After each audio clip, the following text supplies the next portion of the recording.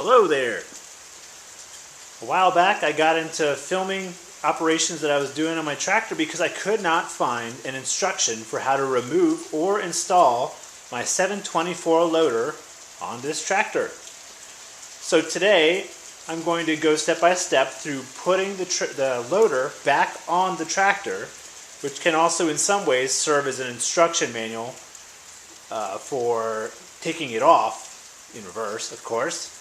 The hope is that I avoid all the learning curve stuff that I went through when I took the loader off. Here's my beautiful tractor, 1958 Ford 841 Powermaster. It's got a bunch of new parts on it. It runs great.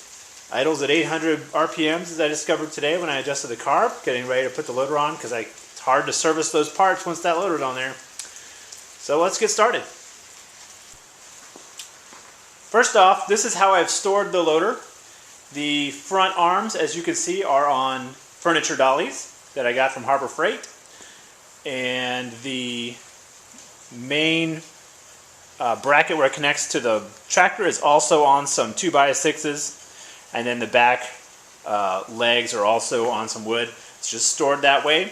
I've put the cherry picker hoist in place. I had to take off one of the legs in order to get it under there and then reinstall the legs so that it goes on side to side of this part right here. So in order to get the thing movable, I switched where the dollies are. Now they're on the back legs, and I've got my crane picking up the entire front half. Now I can move the whole loader.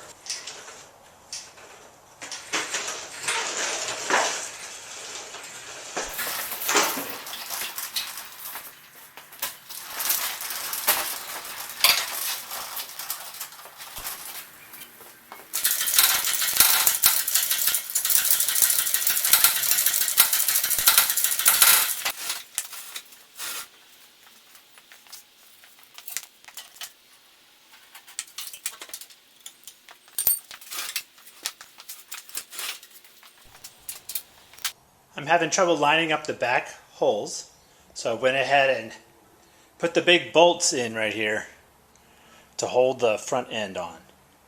So then I can come back and line up the back bolts and put the fenders on. I had to move the lift to the back so that I could lift up the loader in such a way that it wasn't pulling it toward the front of the tractor. I was having trouble lining up the back bolts so that they came all the way back to the holes. And once I lifted up the back, it slid back on the front bolts, and now I've got the fenders lined up. I just have to attach the bolts. I replaced my fenders, and then those red brackets down there are for stabilizer bars for my 3-point for when I use a plow. They look nice, and it's very tight. Now to work on the pump. I moved to the front, and I tightened down the two big bolts using 1.5-inch crescent wrench and a 1.5-inch socket on a driver. There's one on each side. Now it's time to work on the pump. In order to get this socket back in there, the gear that attaches the pump to the engine, I had to take the pump all the way off and pull it out and then put that socket in there. Now I got to maneuver the pump into that gear opening and then bolt it on with the two bolts and then attach my hydraulic pump my hose right there. Then the pump, and then I need to connect the left side fitting and then it'll be ready.